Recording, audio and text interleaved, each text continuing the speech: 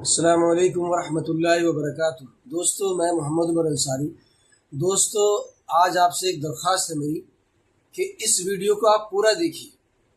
اصل میں ہم لوگ موبائل تو بہت چلاتے ہیں لیکن اچھی باتوں کو نہیں دیکھتے۔ دوستو، ہم مسلمان ہیں، ہم نے ہندوستان کی آزادی کے لیے ہمارے آباء و اجداد نے اور علماء کرام نے ہندوستان کی آزادی کے لیے کتنی قربانی دی ہے، یہ اس ویڈیو میں ہے۔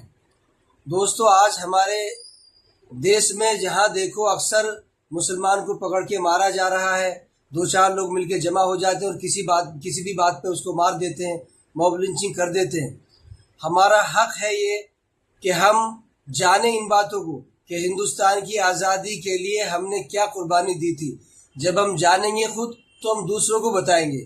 تو اس لیے آپ سے میری درخواست ہے کہ اس ویڈیو کو شیئر بھی کیجیے خوب، اور اس ویڈیو کو پورا سنیے اور جانیے کہ ہمارے آباء و اجداد نے اور تمام علماء کرام نے ہندوستان کی آزادی کے لیے کتنی قربانیاں دی تھی۔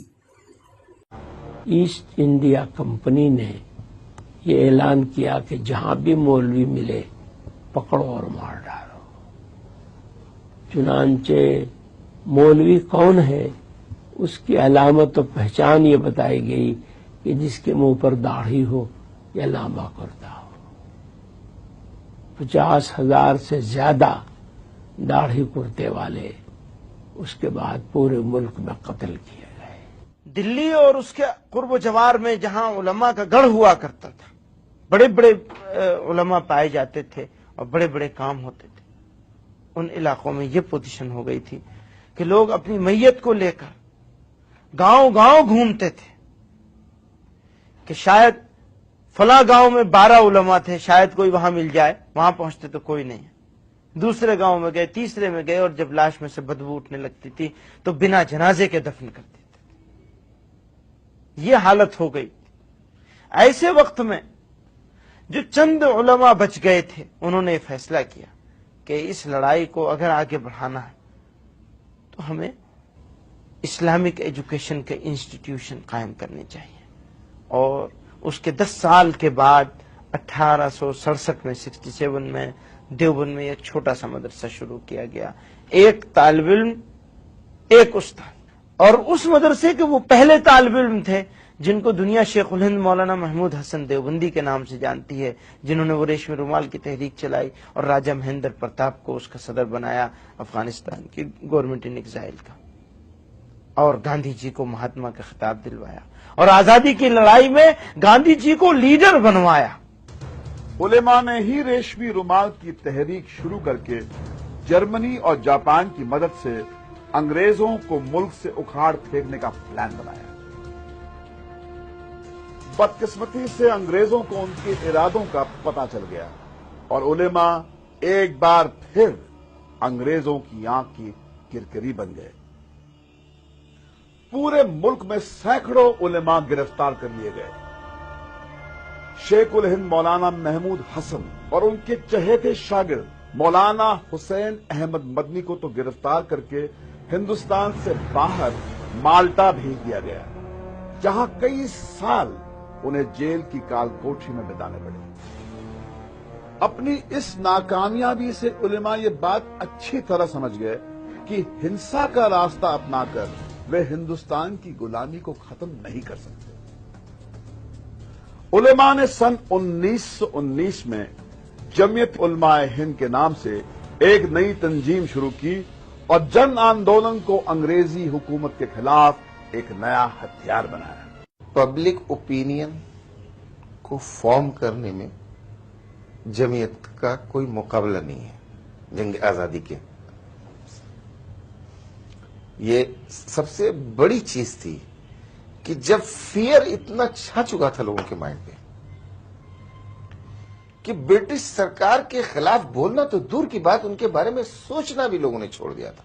ایسا ذہن بن چکا ہو، آپ اپنے رولر سے اتنے مروب ہو چکے ہوں کہ آپ کی آزادی کی خواہش مر چکی ہو، ایسے وقت میں کچھ لوگ اٹھیں اور آپ کے دل میں آزادی کی خواہش کو جگا دیں، اس سے بڑا کوئی رول نہیں ہو سکتا۔ گاندھی جی کے ساتھ जंग आजादी के हर मोर्चे पर जमीयत नेता कदम से कदम मिलाकर चलते रहे।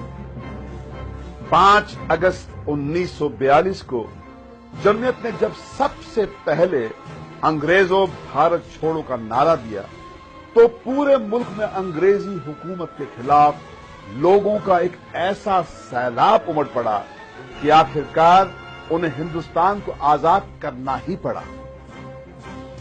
लेकिन बंटवारे के मुद्दे को लेकर जगह जगह भड़के कौमी दंगों ने उस हिंदू मुस्लिम एकता को सबसे ज्यादा नुकसान पहुंचाया जिसने अंग्रेजों को हिंदुस्तान से बाहर खदेड़ दिया था। जमीयत नेता मौलाना हुसैन अहमद मदनी ने पूरे मुल्क का दौरा किया और मुसलमानों से अपील की कि वो मुस्लिम लीग के बहकावे में न आए। वो तो यही कहते थे कि तुम लोग धोखे में मुब्तला और मुल्क को तबाह कर रहे हो और बहुत बड़ा कत्लेआम होगा। जमीयत तो बहुत मुखालिफ थी पाकिस्तान बनने के। बहुत ज्यादा शद्दत के साथ मौलाना हफीजुर रहमान जो मुजाहिद मिल्लत गुजरे हैं गांधी जी के बहुत करीब थे, बहुत कोशिश करते रहे वो भी गांधी जी से कि पाकिस्तान को तस्लीम नहीं करना चाहिए और जलसों में बड़े बड़े जलसों में शदीद मुखालफत करते रहे, पाकिस्तान नहीं बनना चाहिए। उन पे उन्होंने मुस्लिम वालों ने हमले भी कराए और उन्हें जो है कि परेशान करने की बहुत कोशिश की गई, मगर सब बर्दाश्त करते रहे और मुस्लिम लीग की मुखालफत करते रहे बराबर। मुल्क के बंटवारे के समय से लेकर अब तक हिंदुस्तान में कौमी फसादों की कोई 30,000 वारदातें हुई हैं। सरकारी आंकड़े भी इस बात के गवाह हैं कि इन सभी दंगों में मारे गए लोगों में 85% संख्या मुसलमानों की ही है। आज भी तालीम और तरक्की के बजाय मुसलमानों के सामने सबसे बड़ा मसला अपनी हिफाजत का है। मुट्ठी भर मुसलमानों के हिंसा की किसी वारदात में शामिल होने के शक की सजा पूरी कौम को दी जाती है, उनका कत्लेआम होता है, मां बहनों की इज्जत लूट ली जाती है। दंगाइयों से जान बचाने की बजाय पुलिस और सरकारें खुद मुसलमानों की जान की दुश्मन बन जाती हैं।